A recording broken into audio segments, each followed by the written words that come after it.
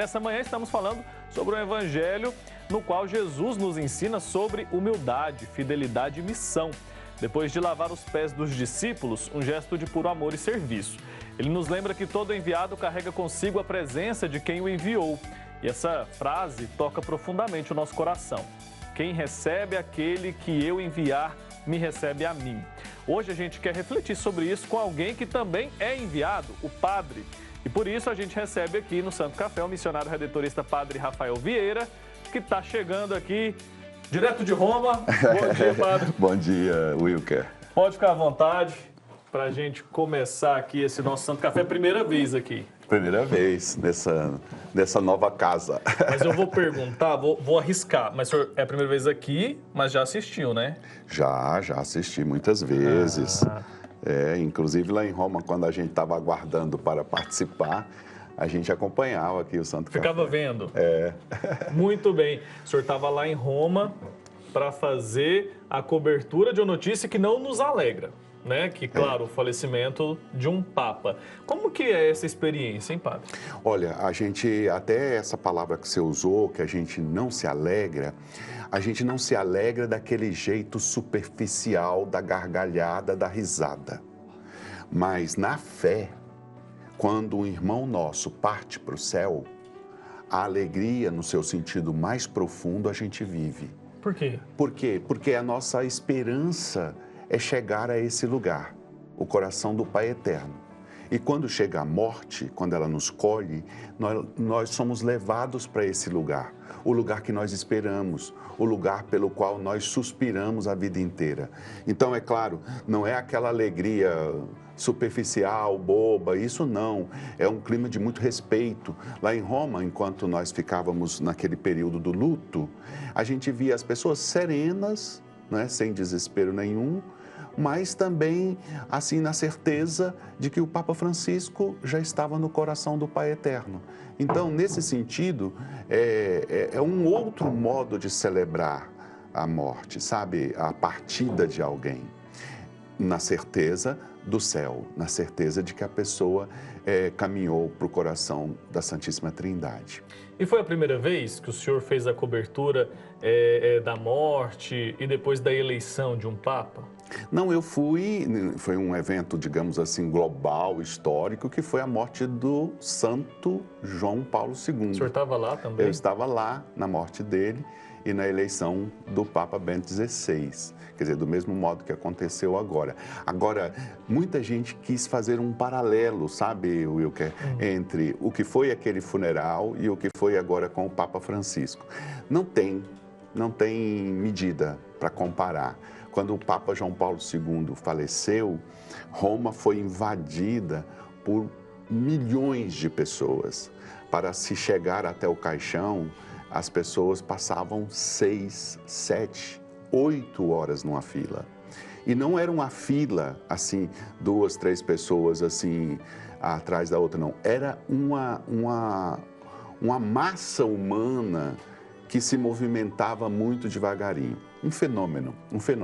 No caso do Papa Francisco, queridíssimo também, as coisas estavam muito mais tranquilas, porque primeiro se vive em Roma agora um clima muito bom, que é o clima do jubileu. As pessoas estão indo para Roma para poder participar desse momento da vida da igreja, do jubileu, que é uma das últimas dádivas que nós recebemos do Papa Francisco. Foi ele que nos preparou para esse jubileu. Então, Roma vive esse clima. E o Papa Francisco partiu justamente no dia seguinte da Páscoa. Então, veja você que era um clima de para quem tem fé, um clima poderoso. Então, foi uma despedida serena, foi uma despedida de gente que tem fé e calma, tranquila. E eu acho que conforme o Papa Francisco sempre mereceu, sabe? Um acompanhamento até o finzinho, com muita serenidade, com muita fé. Tá, agora uma pergunta bem leiga, porque de fato eu não tenho esse conhecimento, mas acredito que essa comoção muito grande, o senhor falou sobre essa massa de pessoas no velório de João Paulo II, talvez se justifique também porque acredito que ele tenha sido o primeiro Papa muito midiático, assim, né? Exatamente. Ele se transformou, além de um Papa queridíssimo, santo, ele se transformou num fenômeno global de comunicação. Inclusive, a própria estrutura de cobertura jornalística dos funerais do Papa João Paulo II, o Santo João Paulo II, era absolutamente fantástica. Quer dizer, era o planeta todo olhando ali para o que estava acontecendo em Roma. Então, isso não é para comparar, é para individuar, é para fazer assim, distinguir que foi um outro momento, não é? Dessa vez, tinha uma estrutura também bastante significativa. Nós éramos 5.000 jornalistas estrangeiros credenciados. Você imagina essa gente toda ali o tempo todo. Havia uma estrutura na praça, quer dizer, uma coisa que no velório do Papa João Paulo II era impossível de pensar, mas agora para o Papa Francisco tinha uma estrutura na praça para as televisões. Então, foi diferente, mas foi muito intenso, foi muito profundo. Então, o Papa Francisco também se distingue do Papa João Paulo II nesse sentido de que ele já pegou um caminho feito.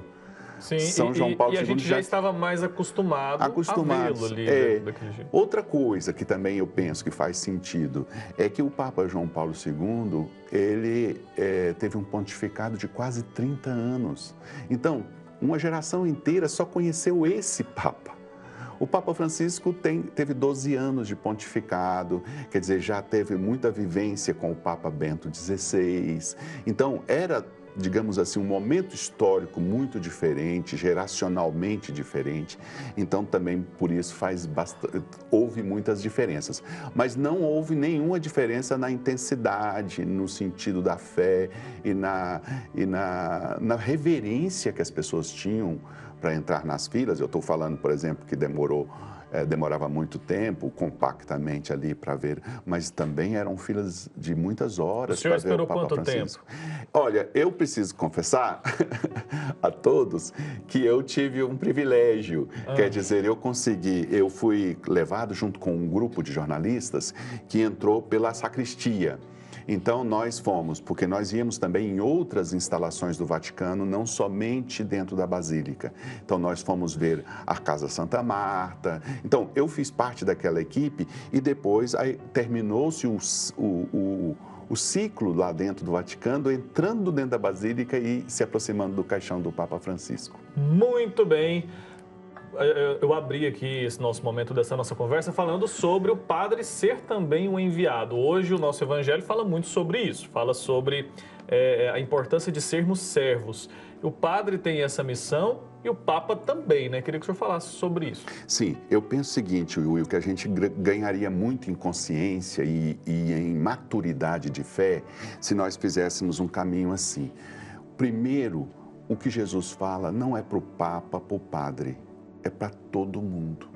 Então vamos começar com o cristão, com quem acredita em Jesus, com quem confessa sua paixão por Jesus, que quer viver como Jesus, que só quis fazer a vontade do Pai e foi sempre guiado pelo Espírito Santo. Vamos começar por aí? Sendo assim, todo cristão é chamado a servir. Todo cristão é chamado a viver como Jesus ensinou. O padre escolhe, entre tantas possibilidades que ele tem de prestar um serviço, ele escolhe essa dedicação ali na pregação do Evangelho, no seu testemunho. Então, o padre, digamos, não é que tem mais responsabilidade de servir do que um cristão comum, mas ele tenta evidenciar isso. E depois o Papa, como você falou, o padre, o Papa ainda mais não no sentido de maior compromisso, todos têm o mesmo compromisso diante do Evangelho. Mas ele tem, vamos dizer assim, uma missão especial de animar esse compromisso de serviço que Jesus pediu. Muito bem. Como é que a gente faz para viver esse serviço, então, no nosso dia a dia? Eu que não sou padre, eu que não sou papa, como é que eu posso, na minha rotina, no meu cotidiano, e quem está em casa agora, a dona de casa, por exemplo, pode viver esse serviço? Olha, eu penso que hoje tem uma palavra muito bonita que resume muito e pode responder o que você está perguntando. Empatia. A gente, quando se coloca no lugar de quem está diante de nós, compreende o que aquela pessoa está vivendo e muitas vezes está sofrendo por alguma necessidade, por qualquer coisa, pronto, você está empaticamente com ela. Jesus nos ensinou a nos compadecer e deu testemunho disso. Então, a empatia leva à compaixão.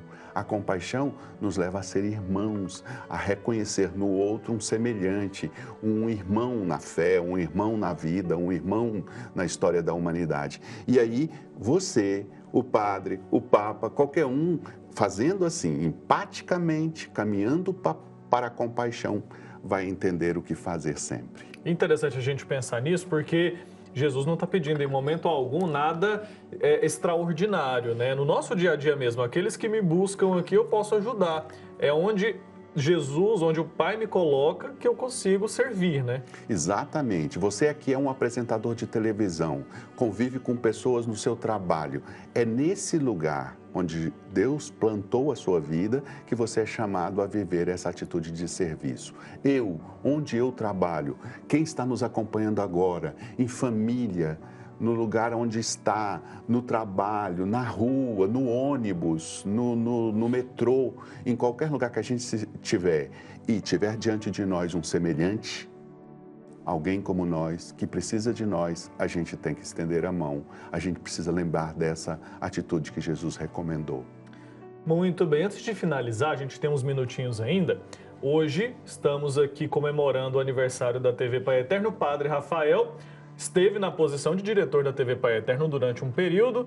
Inclusive, foi o Padre Rafael, pessoalmente, que me chamou lá na sala dele e falou assim, ó, você vai lá apresentar o programa. Eu fazia um programa de 24 minutos. Ele falou assim, vai lá apresentar um programa ao vivo de 3 horas, que era o programa aqui em casa na época. Quero que o senhor fale pra gente, padre, sobre essa missão que a TV Pai Eterno tem, que também é uma missão de serviço para quem é devoto do Divino Pai Eterno, para todas as pessoas que sintonizam todos os dias aqui nessa programação. Fala pra gente sobre essa missão, o que a TV Pai Eterno significa, simboliza, o que é esse trabalho? Bom, a gente não pode esquecer nunca que a TV Pai Eterno existe porque o filho e filha do Pai Eterno, doador, nos manda um recurso. Com isso, adquirimos um canal de televisão. Com isso, conseguimos manter e sustentar um canal de televisão. Então, o nosso doador, o nosso filho e filha do Pai Eterno, nosso irmão e nossa irmã, é a razão principal da existência desse canal. O tempo que eu fui o coordenador geral e que aconteceu o que você disse, me deixou uma grande satisfação. Por quê? Porque eu trabalhei com gente que eu admiro. Eu sempre trabalhei, sabe, eu tive essa felicidade. Você e os outros apresentadores eram pessoas que eu admirava. Não eram pessoas que eu, assim, sabia que era profissional e só. Não, além do profissionalismo de vocês, eu sempre admirei vocês. Então, quando a gente trabalha assim, o trabalho vira um prazer enorme. Então, foi um tempo de grande alegria, de satisfação. E a TV Pai Eterno cresceu nesses 6 anos, eu acho justamente por isso, porque nós formamos também parte dessa família de amor que é composta por todos que nos acompanham. Quer dizer, o modo como nós conduzimos nossos programas, escolhemos nossas pautas, nossos temas, tem sempre a vontade de servir quem está do outro lado da tela e quem nos acompanha. Então, foi um tempo preciosíssimo e que eu guardo no coração e que eu continuo, porque, de algum modo, estou situado em outro lugar, mas estou ainda na equipe, não é? Inclusive, aqui no Santo Café já apareceu nunca aqui no estúdio, hoje é a primeira vez, mas já apareceu diversas vezes aqui no nosso programa. E a gente, claro, lembra de todas as pessoas que passaram por aqui, né? Muitos profissionais, não vou ficar falando o nome aqui para não esquecer, mas muitas pessoas vieram, muitas pessoas partiram. Em algum momento também nós que estamos aqui vamos, e a TV continua aqui prestando esse serviço. E a gente fica feliz por fazer parte dessa história, uma história breve, mas que, como o senhor disse, a gente consegue já identificar um crescimento no que é feito por aqui. E o senhor falou sobre admiração, também admiro muito o senhor, tanto como padre, quanto como jornalista, como tudo que faz, né? Padre Rafael faz tudo com muita excelência. E eu já aprendi demais assistindo ao senhor, viu?